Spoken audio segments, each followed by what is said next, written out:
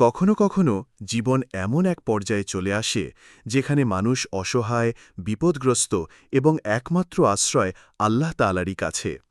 এমন এক ঘটনা বর্ণিত হয়েছে সহিহ বুখারী ও মুসলিমে। তিনজন সৎ মানুষ সফরে বের হয়।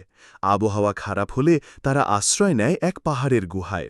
হঠাৎ পাহাড় থেকে একটি বিশাল পাথর গড়িয়ে এসে গুহার মুখ বন্ধ করে দেয়। তারা বুঝে যায় মানবীয়ভাবে মুক্তি পাওয়া সম্ভব নয়।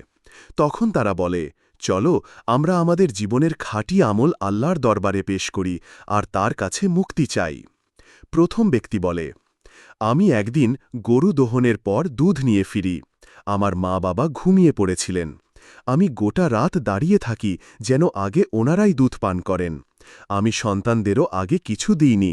হে আল্লাহ, যদি তুমি জানো আমি এটা শুধু তোমার সন্তুষ্টির জন্য করেছিলাম, তাহলে আমাদের মুক্তি দাও।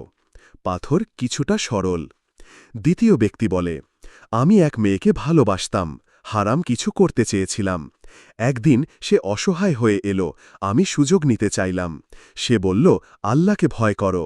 আমি থেমে যাই। হে আল্লাহ, যদি আমি এটা শুধু তোমার ভয়ে করে থাকি, আমাদের মুক্তি দাও। পাথর আরও সরে গেল। তৃতীয় ব্যক্তি বলে, এক শ্রমিকের টাকা না দিয়ে আমি গরু ছাগল কিনে রাখি। সে অনেক দিন পর ফিরে এলে আমি সব কিছু তাকে দিয়ে দিই।